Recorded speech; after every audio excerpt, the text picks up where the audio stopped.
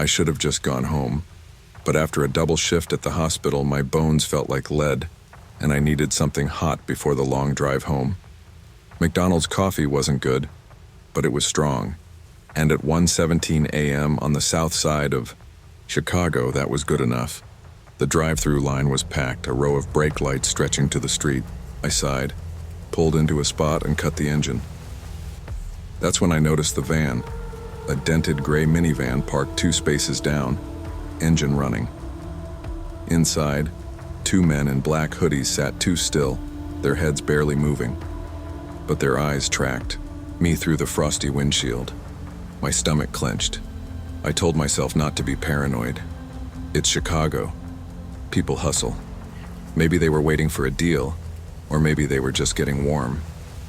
Still, I clutched my keys tighter as I walked inside, boots crunching over patches of ice. The heat inside hit me like a wall, grease, coffee, and something vaguely burnt. I exhaled, shaking the feeling off. Just get your coffee and go. I never should have come inside. 10 minutes later, coffee in one hand, fries in the other, I stepped outside and froze mid-step. Someone was hunched over my car. A lanky guy in a ski mask was jimmying my driver's side door with a coat hanger. My body moved before my brain did. "Hey, get the F..." He snapped his head up like a deer caught in headlights, then bolted. My hands were shaking, but I saw exactly where he ran, straight into the gray van. The passenger door flung open. He dived inside.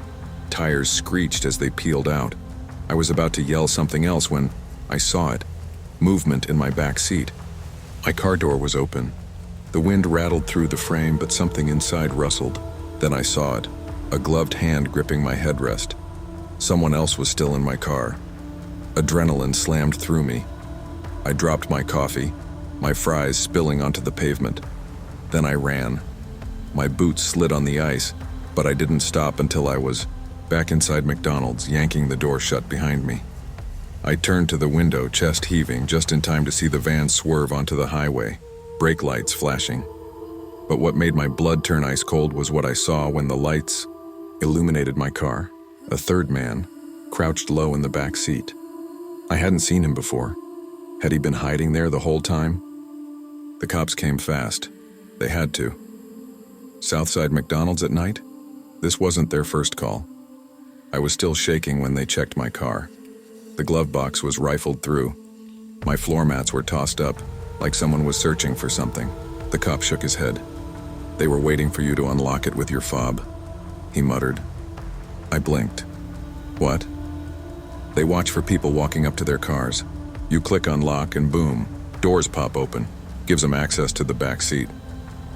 I stared at him, heart pounding. I'd done exactly that. If I hadn't spotted that first guy, if I'd just gotten in. I swallowed hard. "Do you think they were just robbing me?" I asked. The cop didn't answer right away. Then he just said, "You were lucky." That wasn't an answer. No arrests, no follow-up. Just a police report and a knot in my stomach that never really went away. I started triple-checking my locks. I stopped parking next to vans, and every time I walked to my car at night, I checked the back seat first, just in case I'm not so lucky next time.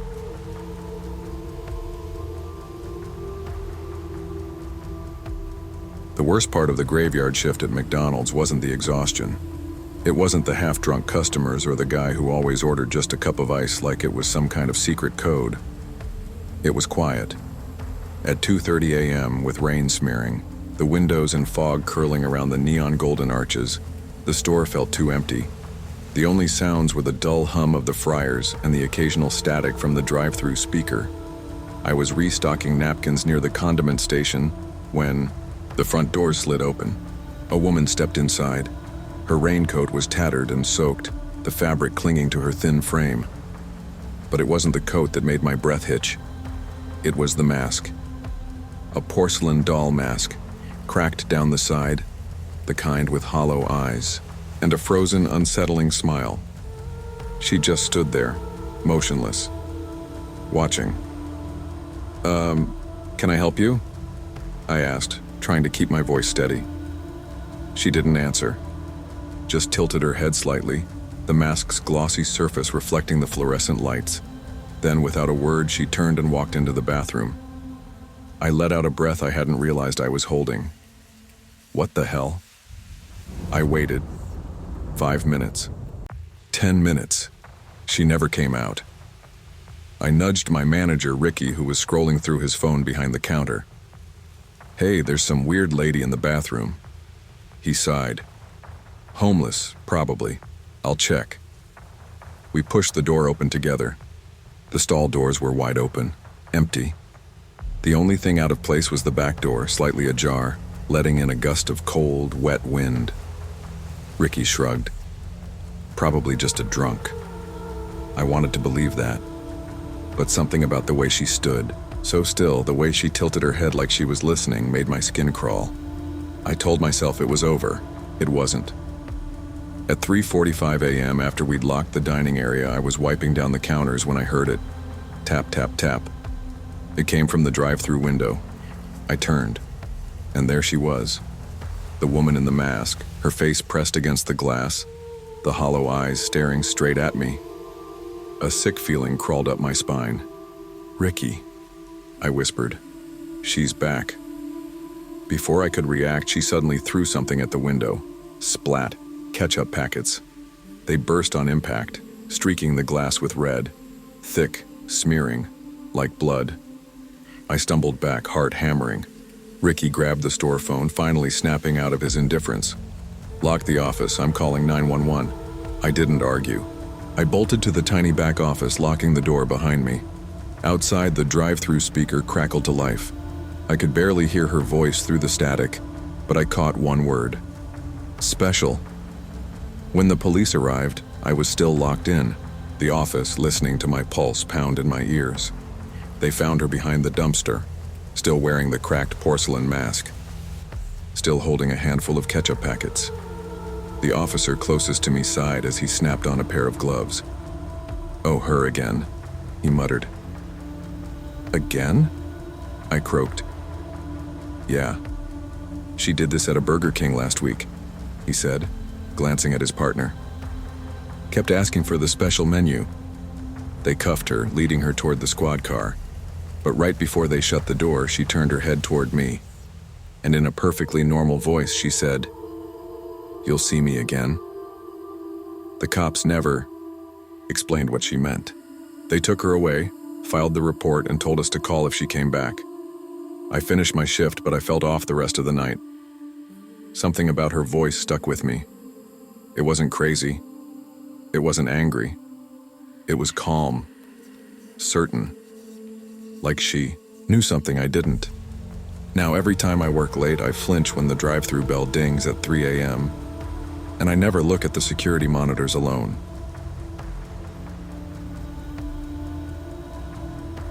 Friday nights at McDonald's in downtown Detroit were always a mess. People pushing, kids screaming, someone always complaining about the ice cream machine being broken. I'd just gotten off a 10-hour shift at a construction site, and all I wanted was a double cheeseburger and fries before heading home. The line stretched to the door.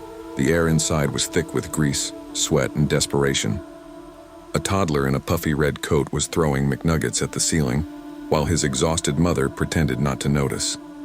I adjusted my high-vis vest, my steel-toe boots tapping impatiently on the tile. That's when I felt a tug on my sleeve. "Mister, can you buy my mom's food?" I turned. A little girl, no older than 8, stood there in a thin hoodie. Her dark hair was tangled, her eyes big and wide.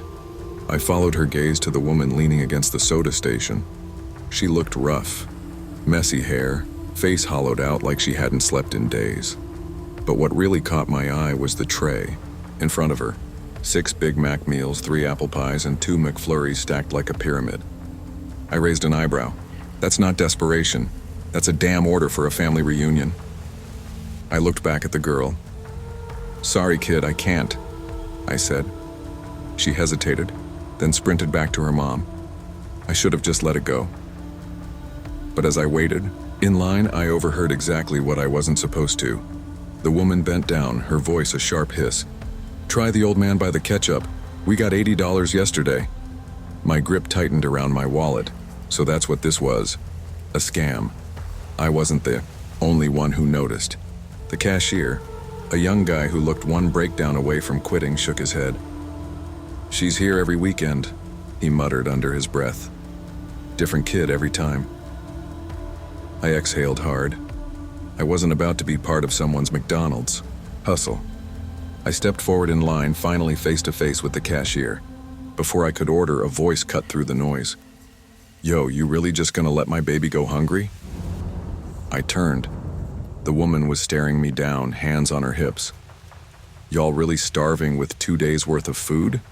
I shot back. Her face, twisted rage bubbling up fast. "Mind your damn business, broke ass." She grabbed her cart of food and rammed it straight into my shins. Crash. Trays went flying. A McFlurry exploded on the floor like a grenade. The kid who'd been throwing nuggets earlier let out a gleeful shriek. The whole McDonald's went silent. The cashier's mouth hung open. Someone in the back muttered, "Damn." I clenched my fists, ready to move. But I didn't have to.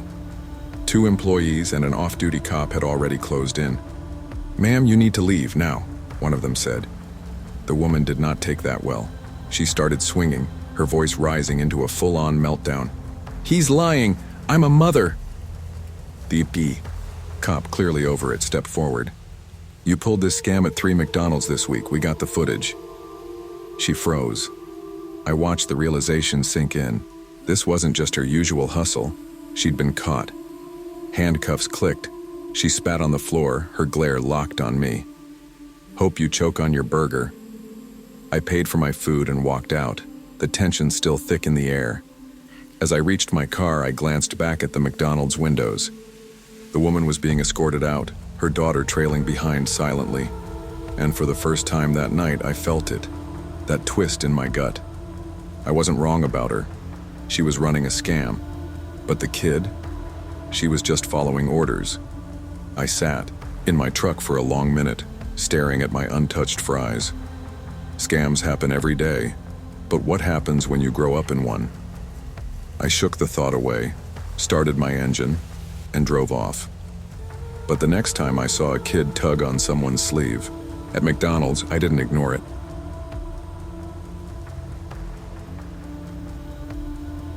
Phoenix never really cooled down, not even at 2:30 a.m. The asphalt still radiated heat, and the air was thick with that dry, suffocating desert warmth. I'd spent the last 6 hours hunched over a laptop in the ASU library, trying to make sense of a research paper I had to finish by morning. My brain felt like mush. By the time I left, my stomach was gnawing at itself. I knew I should just go home and sleep, but something salty, something cold, it sounded too good to pass up. The 24-hour McDonald's off the highway was practically empty when I pulled in.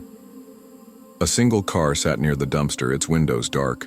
The fluorescent lights buzzed overhead, making the whole place feel washed out and sterile. Inside, it was eerily quiet. No chatter, no drive-through orders coming through. The speakers, just the occasional beep from the kitchen. I went straight to the self-checkout, eager to get in and out. But as I reached for the screen, a lanky guy in a McDonald's polo stepped in front of me. His uniform was stained, his eyes sunken, and dark like he hadn't slept in days.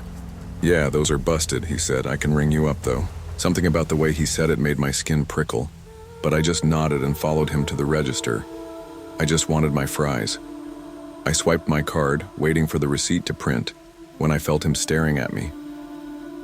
"You come here often?" he asked, his fingers lingering on my fry container before sliding it into the bag. "No," I said quickly, reaching for my food. "You should," he continued, ignoring my tone. "I work nights. We could hang out." I glanced at his name tag, Trevor. The way he was looking at me made my stomach turn. His eyes were too steady, his expression too blank, like he wasn't really joking.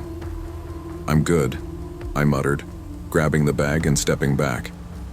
He leaned forward on the counter, tilting his head. "You sure? I get off at 4. I forced a tight smile. "Yeah, good night." Then I walked out fast. The second I stepped outside, I felt it, that weird crawling sensation at the base of my neck.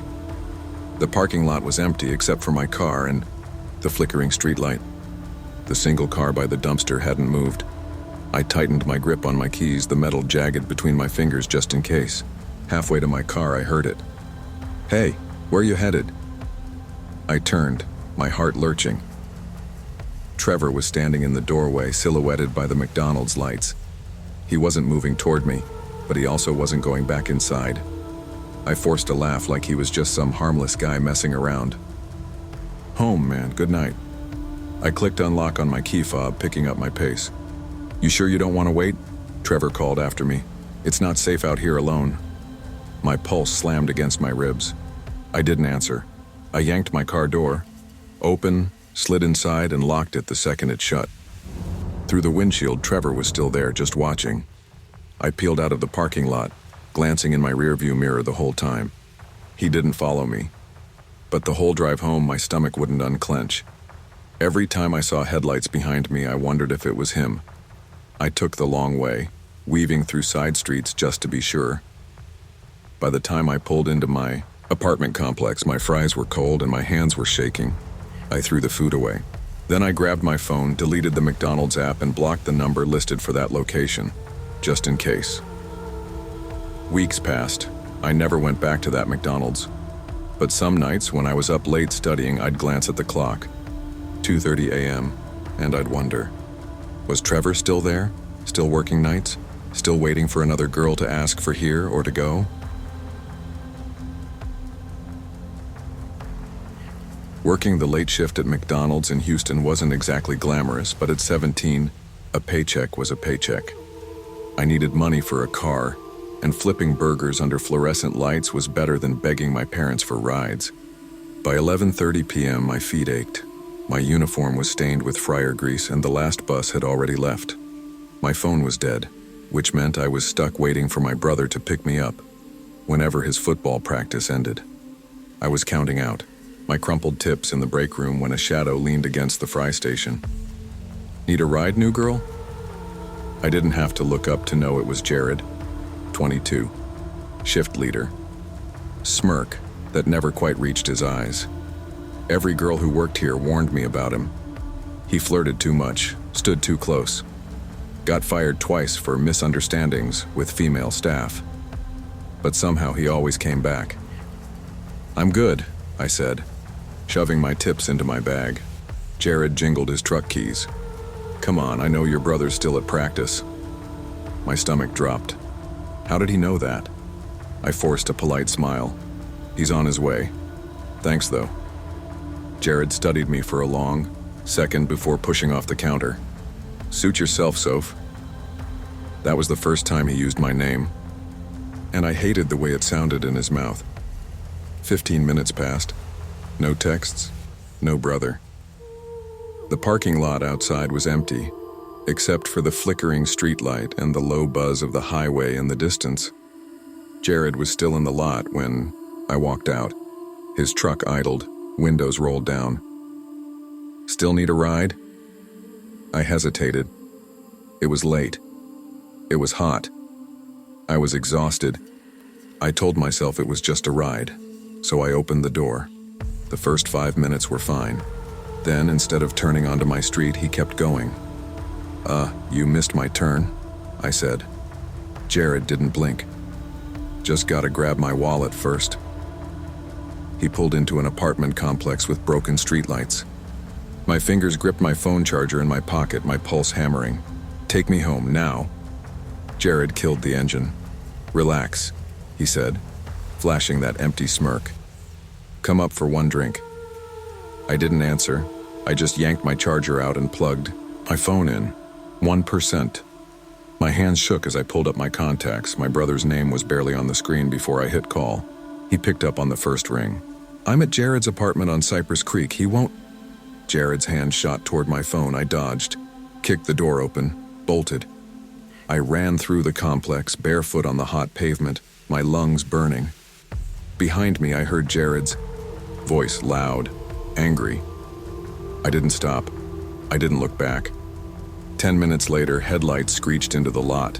The door flew open and Diego, my brother's best friend, varsity linebacker 6'2", and built like a wall, stepped out. cracking his knuckles. Jared suddenly had a work thing. He peeled out of the lot so fast his tires squealed. The next shift, Jared cornered me by the dumpsters. "You know you overreacted, right?" I held my ground. "We should finish that ride," he said, stepping closer. I didn't flinch. Instead, I walked straight past him into the restaurant, straight to the manager, and I told him everything. How Jared ignored my stop, tried to get me upstairs, grabbed at my phone. I pulled up the call proving my brother was on the line, showed the text from Diego, time-stamped from when he found me in the lot. And then I asked one question. How many more girls need to come forward before you actually fire him? The manager turned pale. Security footage backed me up. Diego backed me up. And as Jared screamed about false accusations, the manager finally did what should have happened years ago. Clean out your locker. Jared was gone, but the weight in my chest didn't disappear. I kept working at McDonald's, but I never stayed past 10 p.m. again.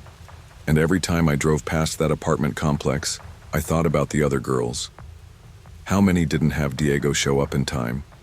How many never said anything at all? I never found out. But I never took the wrong turn again.